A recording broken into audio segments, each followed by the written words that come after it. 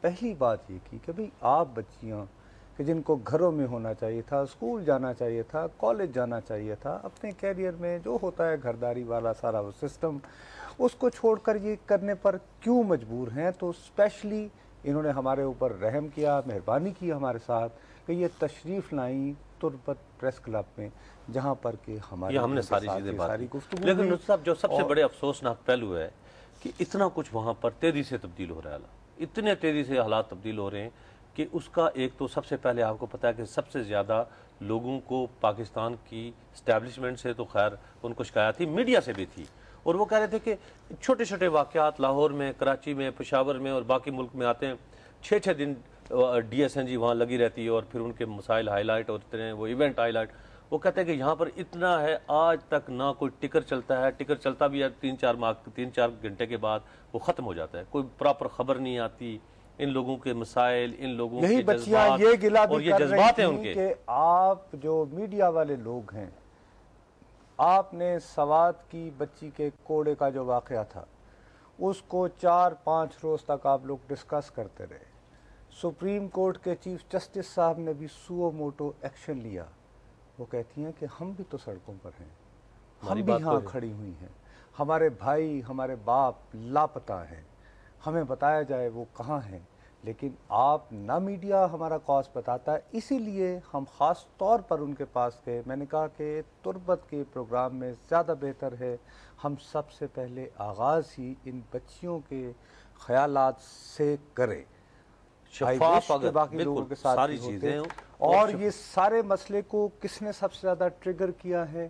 وہ ظاہر ہے وہ جس کو سانحہ تربت کہا جا رہا ہے 9 مارچ. نہیں ابھی تو یہ ہے، لیکن بھٹی صاحب کے وہ اب اس کا کیا نام لیں، جنرل پرویز مشرف کا، کہ جس نے اتنے عرصے کے بعد لوگ سٹریم لائن ہو چکے تھے، اس جنرل پرویز مشرف نے اپنی انا کی خاطر اس ملک کو اور مشکلات میں آپ نے کر دیا. آپ نے بھٹی صاحب کو شہید کیا، پھر یہ واقعہ ہوا، لوگ آپ کے ہاتھ سے جاتے ہوئے نظر آ رہے ہیں. عرض یہ ہے کہ پرویز مشرف صاحب کے جانے کے بعد میرے جیسے جو ہیں کج فہم کہہ لو، خواب دیکھنے والے کہہ لو، یہ خیال تھا کہ اب ایک جمہوری حکومت آ گئی ہے، اور پھر یہ کہ ایک چیف جسٹس صاحب سول سوسائٹی کی بڑی تاریخی جدوجہد کے بعد بحال ہوئے ہیں، تو کم از کم اب اس کی ریفلیکشن مجھے اس صوبے پہ بھی، ان بچیوں پہ بھی نظر آنی چاہیے. نصر صاحب، آپ جمہوریت کی بات کرتے ہیں، کیا بات آپ نے کر دیا؟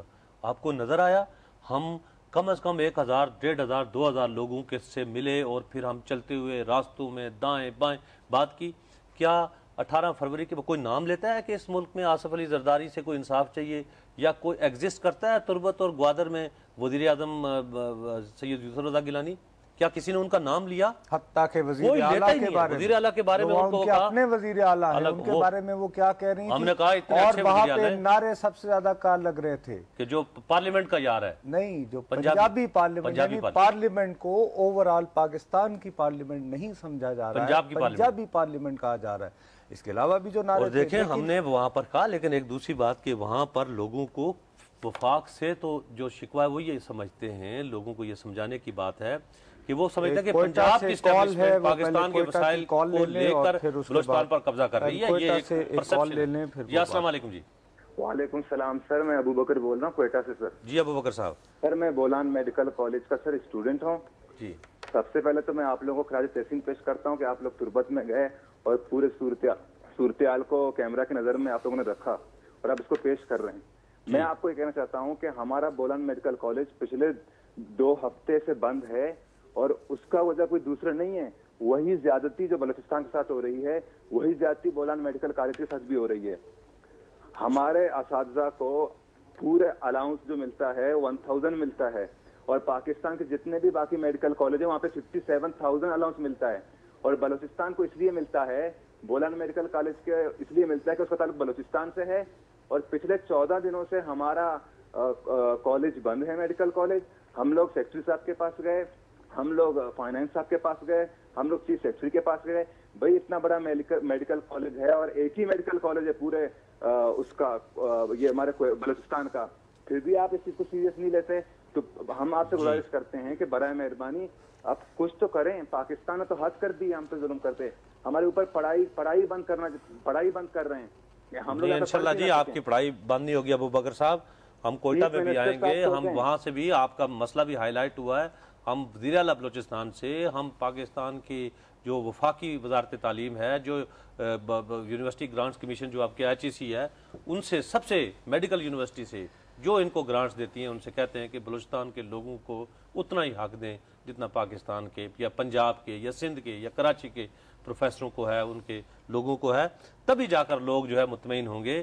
اس لیے کہ وہ یہ کہتے ہیں کہ ہمارے جو وسائل ہیں, نصرت صاحب جتنی بات بھی وہ کر رہے تھے کہ ہمارے پاس کوئی آرگومنٹ تھا, وہ کہہ رہے تھے گیس جو ہے وہ سوئی سے نکلتی ہے, کلات تک آج تک نہیں پہنچی. لیکن دوسری طرف دیکھیں اللہ کے فضل سے کہاں کہاں پنجاب کو کراس کرتی ہوئی پنڈی سے لے کے آپ اٹک تک جو ہے دیکھیں, ہر جگہ دوسرے روز بڑے بڑے ناظم اور وہ کہتے سوئی گیس کے, وہ کہتے گیس کا جو ہے افتتاح کر رہے ہوتے ہیں. بھائی یہاں پر آپ نہیں دیں گے, یہاں کے وسائل لوگ یہ سمجھیں وہاں پر لے کے گئے, تو آپ ان کو کتنی دیر مطمئن رکھ سکتے ہیں؟ ایجوکیشن کے لحاظ سے آپ دیکھیں کسی جگہ کوئی اسلامیات کا استاد نہیں ہے تربت میں, اگلے کو فزکس کا ٹیچر نہیں ہے, کوئی میتھمیٹکس کا ٹیچر نہیں ہے. نوجوان نسل اسکول میں, آپ نے کبھی پنجاب میں کسی جگہ پہ دیکھا کہ اسٹوڈنٹس آرگنائزیشن جو ہے اسکول سے شروع ہوں؟ میں نے تو کبھی زندگی میں نہیں دیکھا کہ میٹرک میں آپ دیکھیں کہ وہ کسی اسٹوڈنٹ پارٹی کا جو کسی اسٹوڈنٹ تنظیم کا جو ہے وہ ایکٹیوسٹ ہو. یہاں 9th اور 10th میں اور 8th میں لوگ جو ہے نا BSO میں شامل ہو رہے ہیں. تو یہ آخر کہیں نہ کہیں ناراضگی ہے, اسی پہ کنسنٹریٹ کریں گے. یہ ناراضگی کیوں ہے, یہ غصہ کیوں ہے؟ یقیناً بلوچ عوام کی محرومی ہے, اور اسی محرومی کو ہم ریفلیکٹ کریں گے اس پروگرام کے اندر, لیکن ایک تھوڑے سے وقفے کے بعد.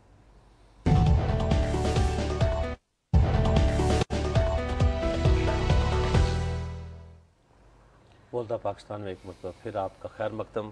صاحب ہم اسی کانٹیسٹ میں بات کو آگے لے کے چلیں گے کہ اب بالکل یہ منافقت کا دور ختم ہونا چاہیے. لوگوں کو, پاکستان کے لوگوں کو, پنجاب کے اندر, سندھ کے اندر, بلوچستان کے اندر, بلوچستان کی تو خیر ان کو پتہ ہے, صوبہ سرحد کے اندر ناردرن ایریا, کشمیر, فاٹا فانا, ہر جگہ پر یہ پتہ ہونا چاہیے کہ بلوچستان کے حالات یہ نہ صرف غیر معمولی ہیں بلکہ انتہائی غیر معمولی ہیں, انتہائی حساس ہیں.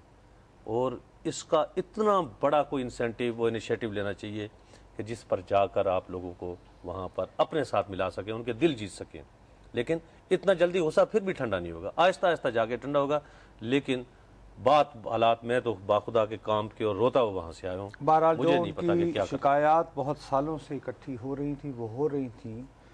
ابھی جو سب سے زیادہ ہوا ہے وہ یہ کہ 3 مارچ کو وہاں سے 3 پولیٹیکل ایکٹیوسٹ جو ہیں وہ اٹھائے گئے.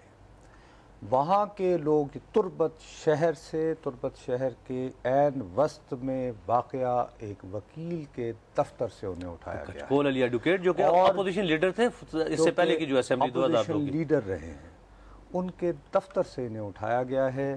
وہ یہ کلیم کرتے ہیں کہ انہیں حکومتی اداروں نے اٹھایا ہے.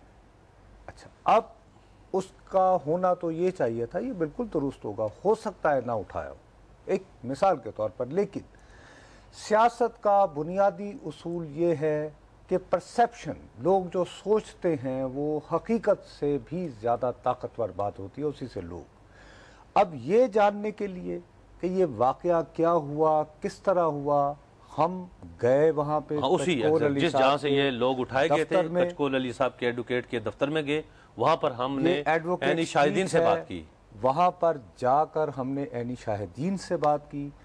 انہوں نے کیسے وہ اس کو بتایا, ایکسپلین کیا ہے سارا. وہ ہمیں انہوں نے جو اس کے لیے فریادیں دی ہیں, FIR کی کاپی انہوں نے دی ہے, اس کے مطابق کہتے ہیں ایکشن لینے کے بجائے ایک انکوائری بناتے ہیں, ایک انکوائری کے بعد دوسری انکوائری بناتے ہیں. اور اس میں جو سب سے اہم آدمی تھا وہ کچکول علی کا اسسٹنٹ تھے ناصر صاحب. جی, میرا نام ناصر علی ایڈوکیٹ ہے اور میں کچکول صاحب کا جونیئر ہوں. اس دن ایسے معمول میں آیا یہاں, اپنی فائل لے کے سیشن کورٹ کی طرح چلا گیا. کچکول صاحب ATC کورٹ میں رہے, انہوں نے ان مقتولون کی کیسز کو ہینڈل کیا. تو 12 بجے وہاں سے میں فارغ ہوا, یہاں پہنچا تو کچکول صاحب تھے, وہ انٹر ہو رہے تھے. انہوں نے آفس کو کھول دیا, انٹر ہوئے تو ان کے ساتھ لالا منیر تھا, شیر محمد تھا اور لیٹ غلام محمد بلوچ صاحب تھے. وہ اندر گھسے بیٹھے. میں یہاں آیا تو کچکول صاحب نے مجھے کہا کہ آپ ہمارے لیے چائے بنائیں. چائے بنانے میں نے لگ گیا تو یہ آپس میں سر بات کر رہے تھے. ब्लू कलर का, आसमानी कलर का एक